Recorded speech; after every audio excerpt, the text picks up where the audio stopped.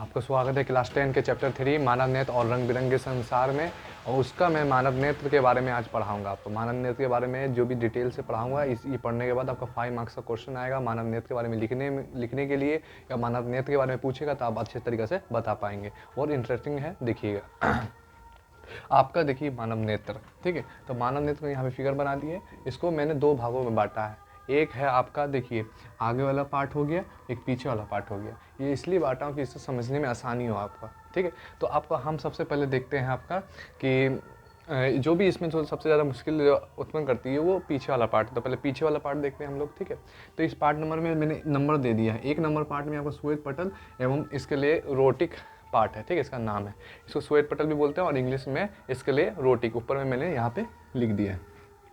देखिए ये क्या होता है, सफ़ेद मोटे चमड़े का बना होता है। ये जो परत जो होता है आपका यहाँ पे जो दिखाई दे रहा होगा मानव नेत्र में जो सबसे ऊपरी भाग है, ये जो आपको ये वाला भाग जो दिखाई दे रहा है ऐसे ऐसे में यहाँ पे, ये जो सबसे ऊपर वाला भाग होता है ये सफ़ेद होता है और मोटे चमड़े का बना रहता है। और ये जो क्या होता है अपारदर्शी होता है। अपारदर्शी माने कि मतलब इसको आर पार दिखाई नहीं देता है। ये अपारदर्शी परत होती है जो आपको ऊपर नीचे दोनों में दिखाई दे रही है, ठीक है। आप ये आपका सेकेंड नंबर का जो लेयर होता है हमें उसका नाम होता है कोरोइड। कोरोइड जो होता है यहाँ पे यह है कोरोइड होता है, इसको इंग्लिश में भी यहाँ पे लिख दिए हैं, कोरोइड भी बोलते हैं। और ये जो थोड़ा भूरा रंग का होता है, इसमें गोल गोल किए हुए हैं, घुमाए हुए हैं, ये जो आपको दिखाई दे रहा है ये भूरे रंग का होता है, ठीक है। और इसको मध्य परत भी कह सकते हैं हम लोग। और जो तीसरा जो पार्ट होता है, ठीक है, वो आपका होता है रेटिना या दृष्टि पटल।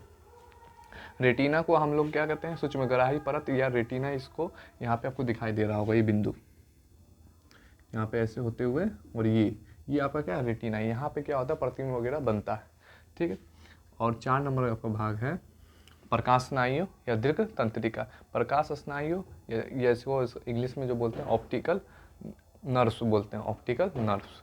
यहाँ पे आप देखेंगे पहला जो श्वेत पटल होता है, दूसरा कोरोइड होता है, ठीक है। तो श्वेत पटल होता है पहला, ये यहाँ पे आकर जाते जाते ये जो आपको दिखाई दे रहा है ये श्वेत पटल का भाग है, ठीक है। ये उभरा हुआ परत है, ठीक है, ये उभरा हुआ परत है। दूसरा नंबर जो आपको दिखाई दे रहा है ये कोरोइड है, ठीक है। ये आगे जाते से यहाँ पे, ठीक है, आगे जाके 2 भाग निकल जाता है। ये देखिए ये जो आपको निकला हुआ दिखाई दे रहा है ऐसे करके, ये कोरोइड वाला भाग है, ठीक है। ये भूरा रंग का होता है थोड़ा, ठीक है। और जो तीसरा भाग है रेटिना वाला, ये देखिए यहाँ प्रतिबिंब बनता है, इसको दृष्टि पटल भी बोलते हैं। और देखिए इसको दूसरा नाम सूक्ष्मग्राही परत भी इसको कहा जाता है रेटिना को। चौथा देखिए प्रकाश स्नायु, ठीक है। जब रेटिना पे आपका जब प्रतिबिंब बन जाता है, ठीक है, तो उसके बाद प्रकाश स्नायु जो होता है उससे या इसको दीर्घ तंत्रिका भी कहते हैं, उससे होते हुए क्या जाता है हमारे 5वां भाग मस्तिष्क में जाता है, ठीक है। यहाँ पे प्रकाश स्नायु होते हुए मस्तिष्क पे जाएगा, वहाँ पे क्या होता है आपका प्रतिबिंब बनने की संवेदना उत्पन्न होती है, ठीक है। अब ये आपका पार्ट पीछे वाला हो गया। अब आगे वाला पार्ट में हम लोग देखते हैं क्या होता है। देखिए 1 नंबर जो आपको आगे वाला पार्ट में 1 नंबर जो नाम रखा गया है वो परितारिका या आइरिस कहा गया, ठीक है। परितारिका आइरिस क्या होता है तो देखते हैं यहाँ पे आपका परितारिका आइरिस जो आपको यहाँ पे दिखाई दे रहा है, जो यहाँ पे कोरोइड जो परत था वो आगे जाके जो 2 भागों में बढ़ गया था, ये जो दिखाई दे रहा है निकला हुआ, ठीक है, ये आगे वाला है, ठीक है। इसको आगे वाली परत भी कह सकते हैं, ठीक है। ये आगे वाली परत होता है, इसका इंग्लिश में नाम आइरिस होता है, ठीक है। और इसके जो पीछे वाली परत दिखाई दे रही है, देखिए ये जो आपको ऐसे से जो लेंस को पकड़ा हुआ है, ये जो मानव नेत्र, ठीक है। 2 नंबर में क्या है पुतली है, ठीक है। ये परितारिका में क्या होता है, एक यहाँ पे जो जगह खुला और जगह दिखाई दे रहा है, जो मैं डॉट डॉट दिखाया हूँ, ये पुतली कहा जाता है। ये क्या काम करती है, ये आपको फैलती या सिकुड़ती है। आप जब देखोगे कि एक तरीक़ा से अगर दूर की वस्तु है तो दूर में है कि आपको नॉर्मली ही हमारी आंखें रहती हैं, ठीक है। और जब जैसे ही कोई वस्तु अगर मान कोई बच्चा है वो दौड़ते हुए आपकी तरफ आ रहा है तो आप उसको जूम करके देखते हैं, आप मतलब कि आपकी जो फोकस दूरी होती है क्या सिकुड़ जाती है, ठीक है। तो यही जो पुतली जो काम करती है, ठीक है। तीसरे नंबर में कॉर्निया, ठीक है। कॉर्निया जो आपको ये जो उभरा हुआ भाग है श्वेत पटल, ये जो जाके आगे जो उभरा हुआ दिखाई देता है, ठीक है। जो आपको श्वेत पटल है ये आगे जाके उभरा हुआ है और यही उभरा हुआ परत को कहा जाता है कॉर्निया कहा जाता है, ठीक है। कॉर्निया क्या होता है, ये श्वेत पटल का उभरा हुआ भाग होती है। कॉर्निया क्या होती है, श्वेत पटल की जो उभरा हुआ भाग क्या बोलते हैं, कॉर्निया कहा जाता है, जो आपको दिखाई भी दे रही होगी यहाँ पे। और देखिए अब ये 3 भाग हो गया। अब चौथा भाग सिलियरी मांसपेशी, ये बहुत इंपॉर्टेंट है सिलियरी मांसपेशी के बारे में।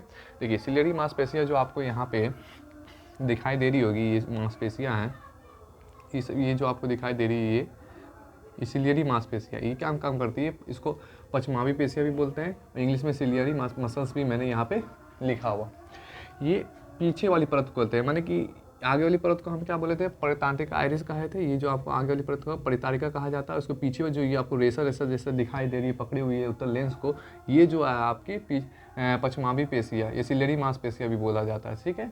और पीछे वाली परत भी इसको कह सकते हैं। ये जो है जिलेटिन नामक जो है पदार्थ से बनी होती है। ये बहुत ही मुलायम होती है और जो हमारा मानव नेत्र होता है उसको अच्छी तरीके ढंग से पकड़ी हुई रहती है, ठीक है।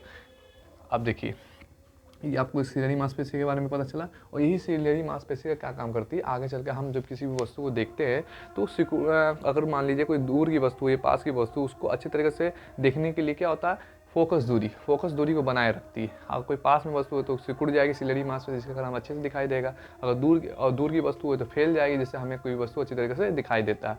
और ये जो है आपको इसी से, अगर मान लीजिए कि इसी को आगे चल के एक टॉपिक बनता है, इसका नाम है संवेदन क्षमता। संवेदन क्षमता मतलब क्या होता है, किसी दूर कोई वस्तु है, कोई लड़का है, वो दूर है तो हम ऐसे देख रहे हैं, ठीक है। और जिसके पास आएगा ऐसी हमारे आंखों में सिलेरी मांसपेशी का दबाव बनेगा, जिसके कारण वो सिकुड़ जाएगी, जिससे हम कि उसको अच्छी तरीके से फोकस दूरी पे दिखाई देगा। फोकस दूरी के कारण क्या होता है कि रेटिना पे सही से प्रतिबिंब बनेगा, और रेटिना में प्रतिबिंब सही बन पाएगा तो हमें अच्छी तरीके से दिखाई देगा, ठीक है। और इसी को ही संवेदन क्षमता कहा जाता है आपको इंग्लिश में, एकोमोडेशन, ठीक है।